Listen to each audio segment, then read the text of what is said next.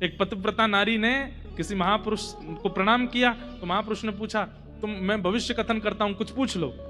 उन्होंने पूछा, मेरे पति दीर्घ आयु हूं, बस ये आशीर्वाद दे दो।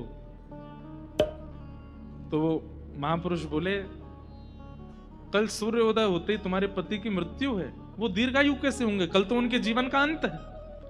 जिस जन्म नक्षत्र में उनका जन्म हुआ और जिस प्रकार उनका पूरा जीवन है, उसके अनुसार तो कल सुबह सूर्य की पहली किरण पृथ्वी पर पड़ेगी और उनके प्राण चले जाएंगे।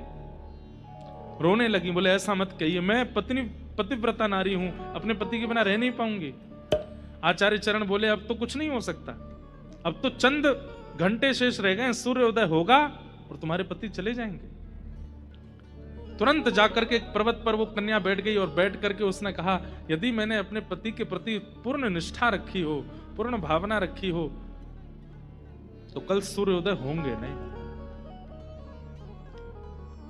क्या बताएं महाराज, 7 दिन तक अंधेरा ही रहा पृथ्वी पर।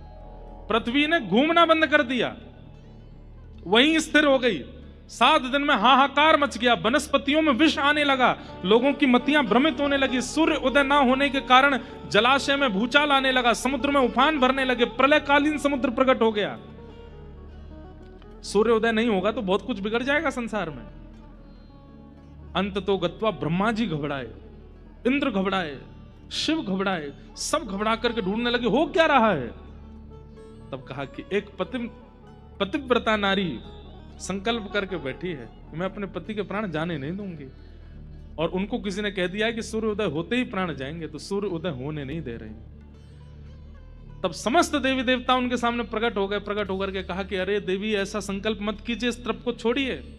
उन्होंने वचन मांगा, बोले पहले वचन दीजिए कि सूर्य उदय होते ही पति नहीं जाएंगे तो मैं उठूंगी।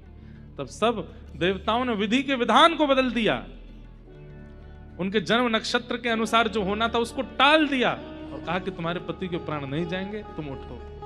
जैसे वो तब से उठी, सूर्य उदय हुआ, पति जीवित थे।